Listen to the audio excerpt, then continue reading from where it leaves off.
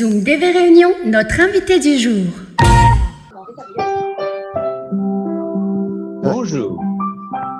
Bonjour tout le monde, moi c'est Vincent de Montpellier en métropole. Donc, je suis ravi de vous retrouver sur l'invitation d'Alex. Et puis voilà, on va faire un peu plus connaissance. Je suis également non-voyant. Entre autres, je suis musicien, on va dire plutôt. Voilà, activité principale musicien.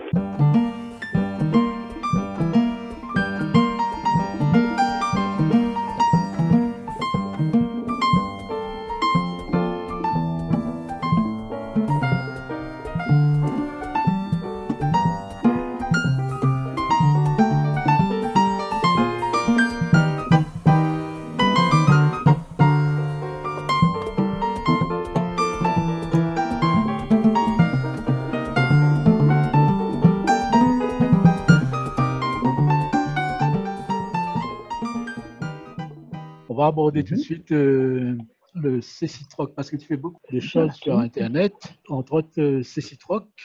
Voilà, c'est ça. Alors, Cecitroc, ça a commencé il y a 20 ans. Ça a eu 20 ans au mois de mars. Là, ça a commencé en mars 2000. C'est un groupe en fait d'échanges sur le handicap visuel, sur toutes les infos en fait en général, nouvelles technologies, les publications qui sortent, les activités des associations, les recherches médicales, enfin tous les sujets qui peuvent intéresser de près ou de loin les personnes qui ont un handicap visuel. À mon niveau, je partage chaque jour des articles qui paraissent dans la presse. Et puis, tout le monde échange soit des infos, soit des astuces, des témoignages, etc. Pose des questions pratiques sur tout ce qui est handicap visuel. Et voilà, donc Cecitroc, c'est une mailing list, quoi, une liste de discussion. Depuis 2015, si je ne dis pas de bêtises, elle existe sur Facebook aussi. Facebook, ça s'appelle Cecitroc Info. Cecitroc, c'était d'abord par abonnement, il fallait s'abonner. Voilà, c'est un abonnement gratuit, hein, bien sûr. Hein. C'est un abonnement gratuit, voilà. Il suffit d'envoyer un message. Et oui, maintenant c'est chez Google Group depuis octobre, pardon. Et donc voilà, et ça existe aussi sur Facebook pour les personnes qui utilisent Facebook. C'est Cecitroc Info. Maintenant, à l'origine, il y avait beaucoup plus de gens par mail. Et depuis un an et demi, ça s'est inversé. Il y a beaucoup plus de gens sur Facebook. Sur Facebook, je crois qu'il y a à peu près 2000 abonnés. Et par mail, un peu moins de 1000. Là, il y a l'actualité francophone des déficients visuels ou bien l'actualité mondiale des déficients visuels? Alors, francophone, on va dire en priorité, c'est francophone. Mais francophone, ça peut être, voilà, c'est tout le monde. Hein, c'est tous les pays, régions qui parlent français dans le monde. Après, il peut y avoir des infos aussi des autres pays. Mais disons que là, voilà, ce qui est spécialisé, c'est plutôt sur ce qui est francophone. Canada, Belgique, Suisse, France, métropole, pas mal de pays d'Afrique, parfois un petit peu des infos aussi de la Réunion, on en a de temps en temps aussi. Il faut pas hésiter à aller, comme je disais l'autre jour à Alex, faut pas hésiter à aller faire passer des infos, hein, comme ça, ça peut faire connaître. Le but, c'est de faire connaître un peu ce qui se fait dans le monde, voilà, en général, quoi. Donc, c'est ouvert, c'est un groupe assez ouvert. Il y a une interaction quand même aussi. Ah oui, tout à fait. Oui. Tout le monde participe. Hein. Ouais. La preuve, aujourd'hui, j'ai pris un article de chez toi pour monsieur déficient visuel. C'est sur l'œil électronique, là. Enfin, oui. Oui. Il se connecte au cortex, c'est ça, celui-là? Ouais, c'est ça. C'est vrai que ça a l'air intéressant. Hein. C'est vrai que ça peut être. Ouais.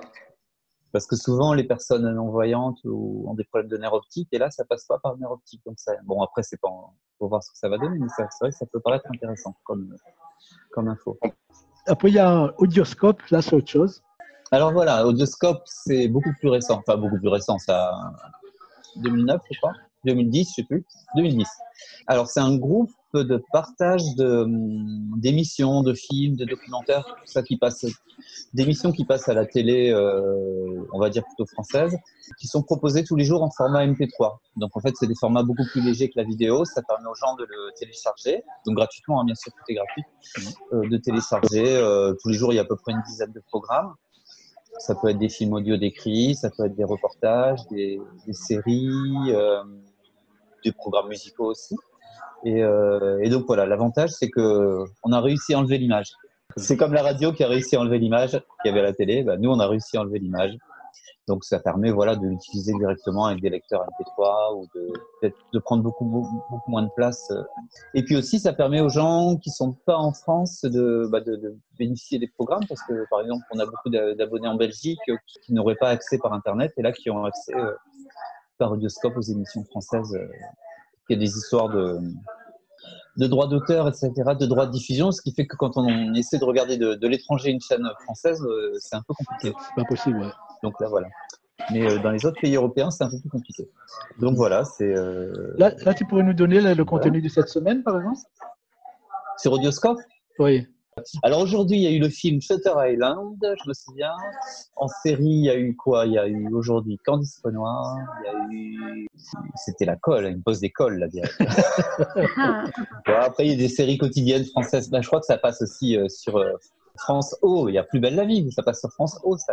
Vous ne faites pas de partage de livres audio, non? En fait, exceptionnellement, on le fait parce que j'allais dire une bêtise. Pendant le confinement, j'ai proposé pendant 3 semaines, il y avait tous les jours un livre canadien, un livre audio canadien qui était partagé gratuitement. En fait.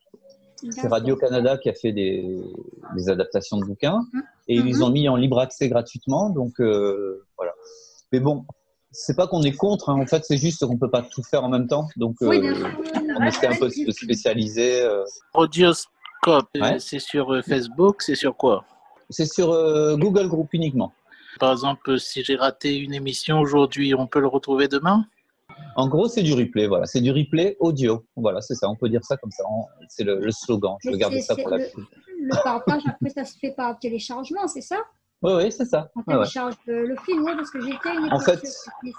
Ouais. Ah, d'accord, ok. Oui. Donc, voilà, il y a un message par programme, en fait. Par exemple, si c'est un film, voilà, il y aura un message avec le résumé du film, et puis un lien pour le télécharger, Après, il y a un lien le pour format télécharger. MP3. Après, tu mets dans ta bibliothèque, Jean-Philippe. D'accord, Voilà. très bien. Voilà. Ouais. Et voilà. Il y a des émissions musicales, par exemple, en France, en métropole, il y a Taratata de Nagui, il y a d'autres, il y a parfois des trucs d'M6 aussi qui font de la musique. Donc c'est assez varié, en fait. Hein. Ça peut être du rock, du jazz, ça peut être... Mais en tout cas, c'est des choses qui passent plutôt à la télé. Mais en fait, D'accord. vous reprenez les films que sur France, que sur les chaînes TNT, en fait, c'est ça? En La gros, TNT ouais. Métropole ou- Est-ce qu'il vous arrive de prendre TNT. des films sur Canal+ et les mettre en audio, par exemple? Ça Non? arrive, ouais. D'accord, Ça arrive. d'accord. C'est pas systématique, mais ça arrive. Ouais. Ça dépend parce qu'après, ça dépend. Il y a des gens qui le proposent. Moi, personnellement, je suis pas abonné Canal+, donc je peux pas le faire. Mais s'il y a des personnes qui le partagent, il n'y a pas de souci, ouais, bien sûr. Ils peuvent le faire.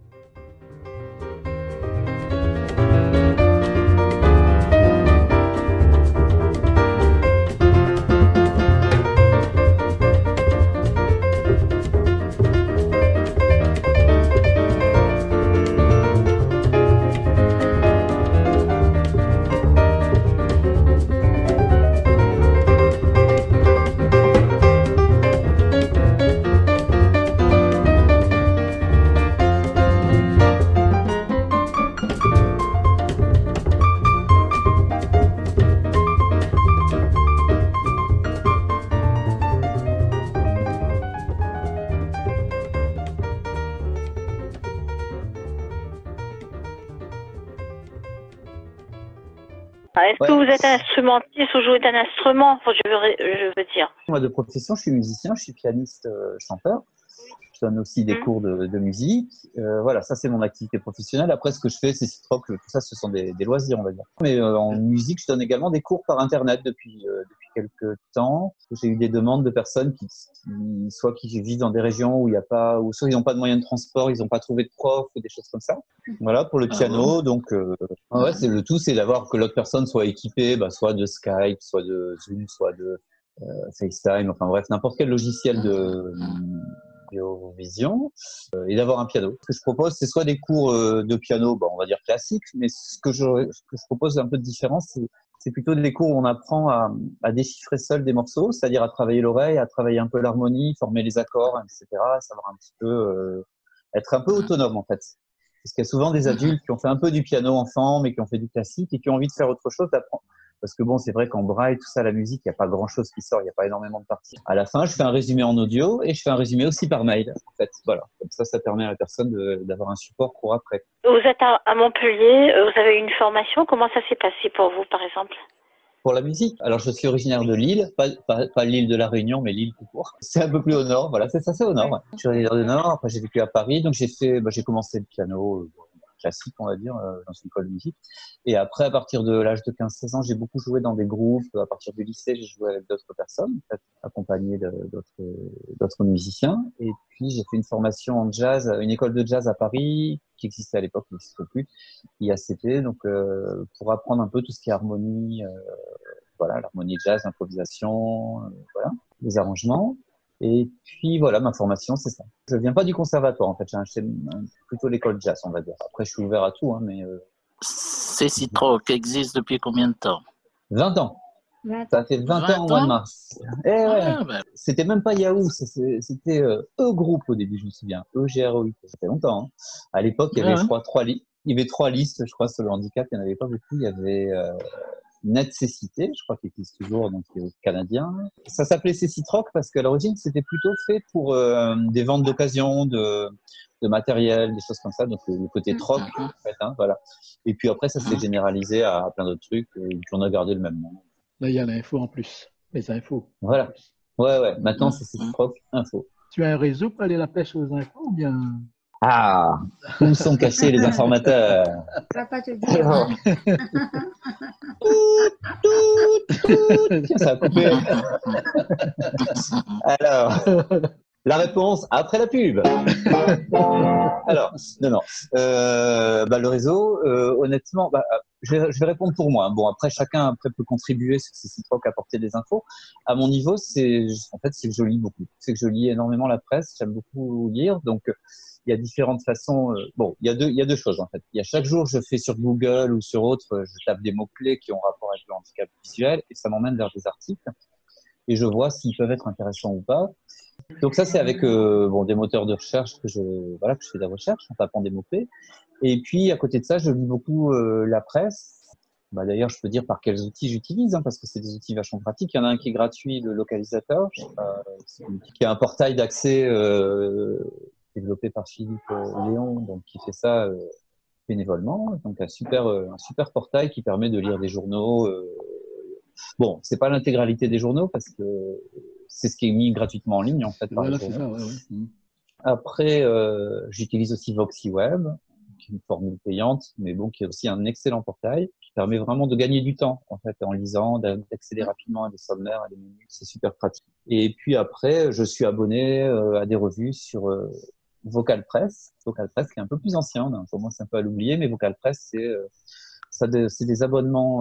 En fait, ça donne accès à l'intégralité du journal. Si on s'abonne, par exemple, au journal Le Monde, on a la totalité de tous les articles chaque jour pour le même prix que l'édition électronique classique. Et là, c'est en format texte. Donc voilà, c'est les trois, on va dire les trois principaux, avec Google en plus, bien sûr, mais sinon, c'est les trois outils principaux. Et après, c'est des infos que je reçois des associations qui me les envoient ou des choses comme ça, ou toute personne qui veut me les envoyer, bien sûr, hein, c'est ouvert à tout le monde. Voilà, ça c'est à mon niveau. Après, sur Cécitroc, comme je l'ai dit, n'importe qui toute personne qui est abonnée peut envoyer une info. Oui, donc les personnes qui font partie de la liste, s'ils ont une info, ils vont partager. Bienvenue. Une info, une demande, un témoignage, voilà, plein de trucs. Hein. Donc, il y a des choses qui me paraissent peut-être évidentes, mais il y a des gens qui viennent de perdre la vue, il y a des gens qui perdent la vue plus âgés, des gens qui arrivent, qui sont jeunes aussi. Donc l'info, il faut répéter régulièrement les infos parce que chaque mois, il y a de nouvelles personnes, déficients visuels, voilà. Et c'est toujours bien de rafraîchir un peu les... Et aussi, ce qui est important sur Cécitroc, c'est qu'il n'y a pas de guerre associative ou quoi que ce soit. Ce n'est pas une association. Donc, on peut parler du GIA, de l'AVH, j'en sais rien, de la FAF, de l'INADEV, voilà, peu importe, quoi, on s'en fout. Hein. C'est pas, il n'y a pas de... Ça n'appartient à personne, ça n'appartient qu'aux gens qui en sont membres, voilà. À ce niveau-là, c'est neutre, ce qui peut être aussi intéressant. C'est pour ça que j'ai parlé d'ailleurs du localisateur, de VoxyWeb et de VocalPress sans aucun problème. Il y a d'autres médias aussi pour personnes en déficience visuelle, comme je pense à Ami TV, à Vivre FM. Bien sûr. Oui, bien sûr. Vivre FM, Ami TV, voilà. Ami TV donc au Canada, Vivre FM, ouais. Ouais, voilà, bien sûr, oui. Ouais. Oui, là je disais les principaux, mais enfin bien sûr, oui. Il y a plein de choses. Sur Facebook aussi, il y a beaucoup de choses qui se font. Donc voilà. Donc, pour accéder à ces 6 groupes, il y a Facebook. Alors, sur Facebook, il faut taper Cecitroc. En général, ça suffit. CECITROC. Normalement, c'est Cecitroc-info. Mais en tapant Cecitroc, normalement, on tombe dessus. Comme sur tous les trucs de Facebook, liker, voilà, c'est tout. On peut se faire le choix de soit recevoir une notification avant avec chaque article, soit non. Ça, c'est après des choix personnels, si on est surchargé ou pas. Et donc, sur Google Group, là, c'est un abonnement donc toujours gratuit, bien sûr. Alors, l'adresse, elle est un peu plus compliquée. Moi, ce que je dis souvent, c'est que les gens peuvent me contacter. C'est le plus simple, c'est de me contacter, je les inscris manuellement. Donc, je peux donner mon adresse mail, c'est mon nom. Donc, mon nom, c'est Hoffman, H-O-E-F, F comme François, M-A-N, H-O-E-F-M-A-N, @free.fr. Avec Yahoo, c'était plus facile en envoi groupé. C'est-à-dire que je pouvais recevoir plein de messages en une journée. Là, c'est pas évident. Hein. C'est vrai. Alors, malheureusement, le service de Yahoo, malheureusement, le service Yahoo qu'on utilisait avant, il était très bien à une époque, il était parfait. Mais sur la fin, il marchait de moins en moins bien. Et surtout pour des groupes où il y a beaucoup d'abonnés. Pour des petits groupes, ça va, mais pour un groupe où il y a 1000 abonnés, c'est très compliqué. Yahoo, ça ne marche plus très bien. Donc, on a dû passer chez Google Group en octobre. Et j'avoue que c'est moins pratique. Parce que sur Yahoo, effectivement, on pouvait recevoir un résumé de tout ce qui était paru le jour même en un seul message. Tandis que là, on a autant de messages qu'il y a d'articles. C'est vrai que je reconnais. Je vais faire ma petite pub personnelle. Alors, donc sinon, il y a un site aussi, si vous voulez voir un peu ce que je fais musicalement. C'est hoffman.fr. H-O-E-F-M-A.fr. Voilà, donc ça, c'est pour la musique. Pour la musique, voilà, c'est ça. Ouais. Tu donnes des concerts dans des bars, des trucs comme ça? Alors voilà, je suis pianiste, chanteur en fait, les deux. J'ai fait plusieurs choses en fait. J'ai fait du jazz, j'ai fait de la chanson, j'ai fait musique. J'aime beaucoup la musique du monde en général. J'ai fait quelques disques, un premier album donc qui s'appelle Sentier Multiple avec des compositions, en fait, des chansons. Et puis un autre avec un trio de jazz. Donc là, c'est des compos en jazz et des standards qui ont été réarrangés. Voilà, ça c'est ce côté-là. Et après, plus récemment, j'ai fait un spectacle consacré à Michel Jonas. On allait au bord de la mer avec mon frère, ma soeur, ma mère. On regardait les autres gens comme ils dépensaient leur argent. Il fallait faire attention quand on avait payé le prix d'une location. Il ne nous restait pas grand-chose. Qui s'appelle Jonas et moi. C'est un spectacle que je fais en solo avec... Alors, c'est bizarre ce que je vais vous dire, mais c'est avec 2 pianos. C'est-à-dire, c'est avec un piano acoustique et un piano numérique quand même. Enfin, le piano et synthé. Donc, sinon, ça m'arrive de jouer soit dans des salles, dans des théâtres ou dans des bars musicaux aussi, bien sûr. Ouais. Voilà. Je fais aussi un spectacle avec un ami sur Elton John, j'avais dit. Donc, un ami qui est chanteur et comédien. C'est un hommage à Elton John. Donc, le spectacle s'appelle Rocket Songs, qui a été créé il y a 3 ans. Et c'est de la musique, mais c'est aussi, lui, il propose toute l'histoire d'Elton John. En fait, il parle d'Elton John, c'est un fan d'Elton John. Il fait des anecdotes, il parle de sa carrière, il parle de plein de choses. Ça nous intéresse moins, nous, personnellement, mais avec des extraits vidéo ou des choses comme ça pendant le spectacle aussi. J'ai beaucoup écouté à une époque, j'écoute moins maintenant, mais j'ai beaucoup écouté. C'est pour ça que j'ai voulu faire un spectacle en hommage, parce que c'est une des personnes qui m'a fait m'intéresser à la musique. Donc, voilà. Est-ce un rêve, c'est un clip aussi? C'est un rêve, voilà, c'est une compo que j'ai faite il y a quelques années. Ouais, il y a un clip, ouais, effectivement.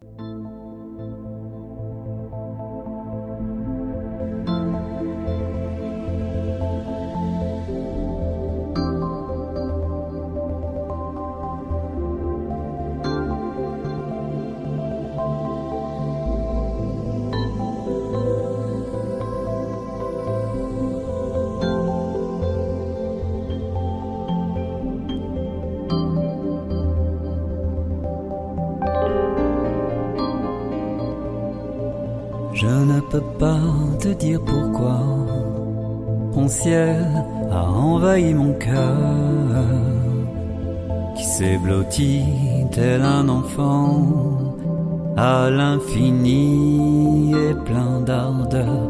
La lumière s'est chargée du jour et la lune câline à l'amour a mirifié de ses atours le moindre rêve aux alentours. Est-ce un rêve? Est-ce la vie?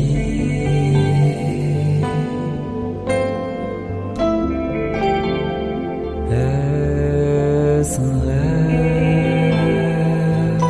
Est-ce un rêve? Est-ce la vie?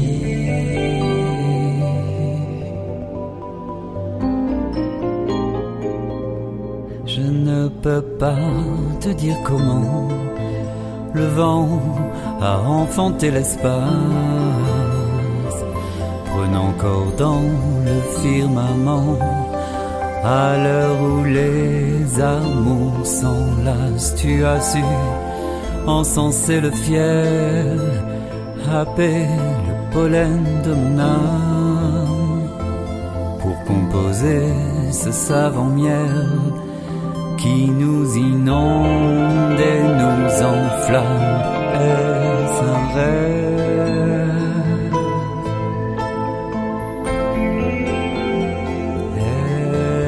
Est-ce la vie?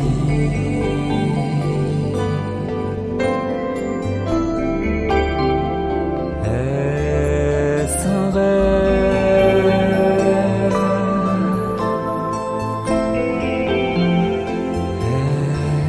Est-ce la vie?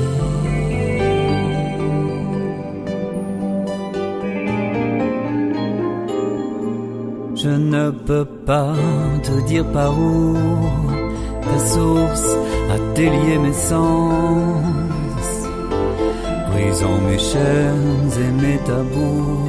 Mon cœur est en adolescence. Ton souffle a corrompu mon spleen, ta chaleur inhibait mes drames.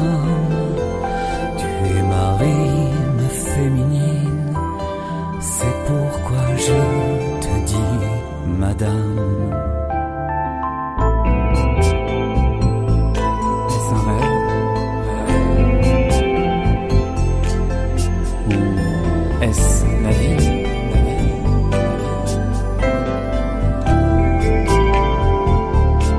Un rêve?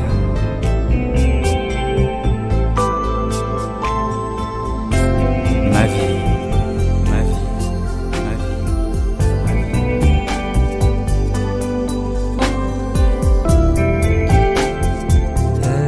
Est-ce un rêve? Est-ce la vie? Est-ce un rêve?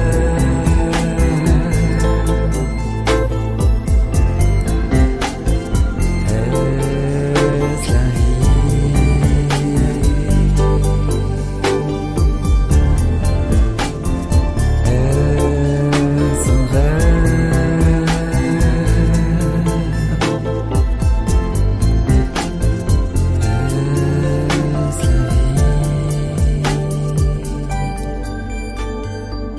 vie? Un rêve.